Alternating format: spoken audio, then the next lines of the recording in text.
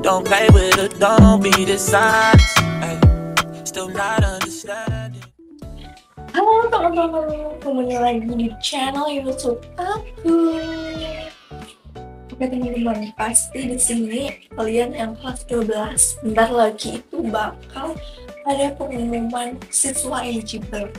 Dan video ini itu merupakan video yang penting banget buat kalian karena video di sini akan membahas mengenai apa sih yang harus dilakukan kalian setelah diterimanya menjadi siswa eligible atau setelah ada pengumuman siswa eligible. So, tonton videonya sampai habis ya.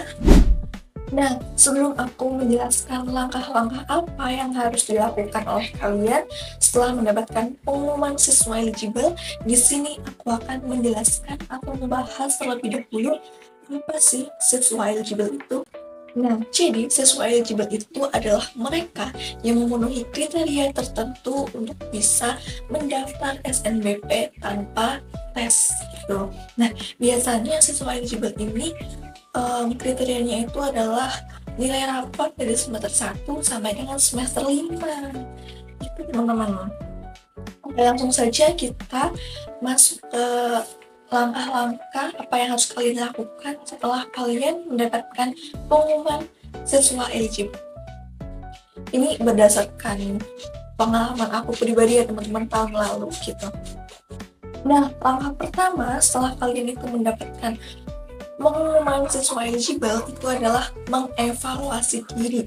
Nah, lihat dulu nih akademik kalian, nilai raport kalian, kemudian kegiatan apa yang pernah kalian ikuti, prestasi apa yang kalian miliki, gitu. Nah, jadi waktu dulu aku jadi siswa eligible, aku itu nggak langsung asal pilih jurusan, tapi aku itu mengevaluasi diri aku. Jadi yang pertama itu aku lihat dulu nilai rapotku, kemudian aku evaluasi pelajaran apa yang aku suka, dan yang terakhir itu kegiatan apa yang bikin aku semangat, gitu. Nah, waktu itu aku juga bikin checklist evaluasi diri aku nih, mulai dari pelajaran apa sih yang aku suka, kemudian hal apa yang bikin aku senang kalau aku lakuin, dan dari situ aku itu menemukan nih, oh berarti kalau kayak gini aku itu bisa masuk PTIK atau Pendidikan Teknik Informatika dan Komputer, karena memang dari SMK itu aku sudah memiliki pengalaman, kemudian di SMK juga aku udah pernah ikut lomba, jadi prestasi itu juga mau jadi poin plus aku untuk memilih jurusan. Jadi pilihanku waktu itu bukan hanya nilai raport saja, tapi adalah minat dan juga pengalaman semasa SMK. Gitu teman-teman. Nah, kenapa sih evaluasi diri itu penting? Evaluasi diri itu sangat-sangat penting karena ini bakal menentukan masa depan kita. Jadi saran aku itu pilihlah jurusan yang bikin kalian tuh nyaman untuk melakukannya, dan jangan sampai kalian tuh berucap aku salah jurusan, aku salah jurusan, aku salah jurusan. No, gitu. Jadi emang kalian itu harus pikirkan dengan matang.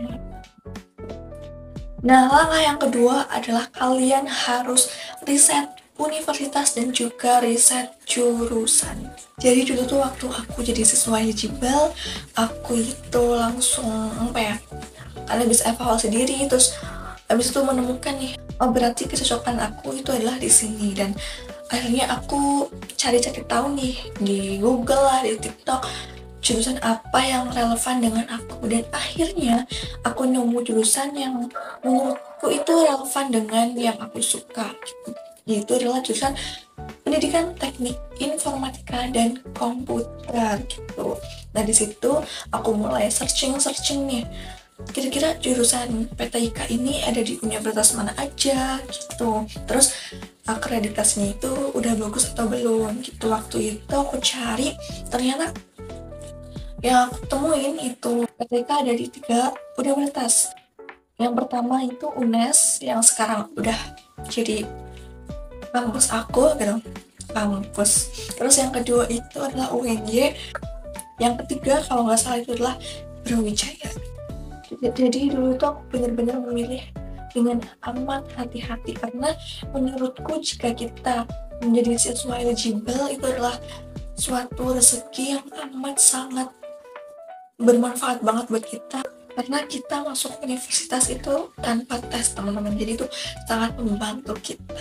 Jadi kita harus mempersiapkannya juga dengan matang gitu. Nah biasanya aku tuh cari-cari infonya itu di website resmi teman-teman. Jadi misal aku ingin tahu PTIK Universitas Negeri Semarang, jadi aku bukalah itu UNES, website UNES. Biasanya tuh kan ada program studi, terus kemudian ada apa aja gitu. Nah di situ udah ada keterangannya teman-teman. Misal kalian buka yang PTIK itu bakal ada keterangan misal prospek kerjanya, terus akreditasi, profil lulusan gitu, semuanya udah ada di situ. Begitupun dengan UNY, UB dan juga UGM seperti itu. Intinya kalian rajin-rajin searching aja teman-teman.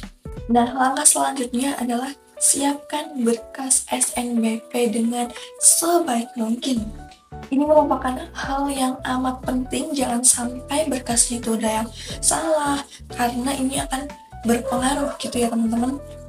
Ini mohon maaf kalau dari tadi itu ada suara ayam, karena emang aku buatnya tuh siang-siang teman-teman. Nah lanjut, jadi jangan sampai berkas yang kalian unggah itu ada kesalahan, walaupun itu sekecil apapun gitu. Dan ini adalah beberapa tips dari aku supaya kalian itu tetap tidak terlewat saat persiapan SNBP.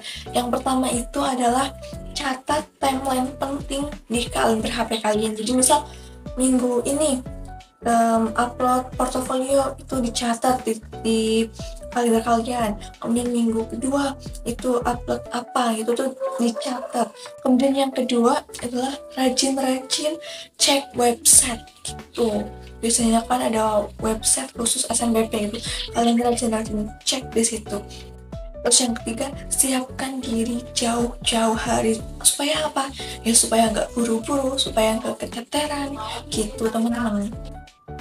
Nah yang selanjutnya ini adalah pahami alur SNBP, mulai dari pendaftaran, kemudian pengisian data, sampai dengan pengumuman SNBP. Dan kalau misal nih kalian bingung itu, kalian bisa tanya-tanya ke teman kalian atau dengan langsung ke guru BK kalian gitu, supaya lebih jelas gitu. Dulu aku juga bolak-balik gitu ke ruang BK karena untuk konsultasi gitu. Kemudian teman-teman yang terakhir adalah persiapkan mental untuk hasil akhir. Walaupun kalian sudah berusaha selama semester 1 sampai semester 5 untuk jadi siswa eligible itu, tapi yang ini sekarang itu kalian harus tetap berusaha. Dengan cara apa? Dengan cara kalian berdoa gitu, berdoa kemudian minta restu kepada orang tua. Dulu aku itu sebenarnya mau cerita sedikit, jadi dulu tuh aku pengen di jurusan informatika murni teman-teman, tapi karena tidak diperbolehkan orang tua, akhirnya aku milih jurusan pendidikan teknik informatika dan komputer, dan alhamdulillah aku lolos teman-teman gitu. Jadi intinya kalian tetap harus diiringi dengan doa. Dan buat kalian nanti yang tidak lolos, tapi aku berdoa semoga kalian lolos semua, amin. Dan buat yang belum lolos, nanti kalian tetap semangat, karena semuanya itu masih ada jalan lain, mulai dari SNBT dan juga mandiri teman-teman. Pasti Allah itu sudah mengatur rezeki kita masing-masing gitu. Nah teman-teman, jadi itu dia tadi beberapa langkah-langkah atau tips dari aku setelah kalian mendapatkan pengumuman siswa eligible. Semoga video ini bermanfaat untuk kalian. Buat kalian yang suka dengan video ini, jangan lupa like, komen, dan share video ini. Sampai jumpa.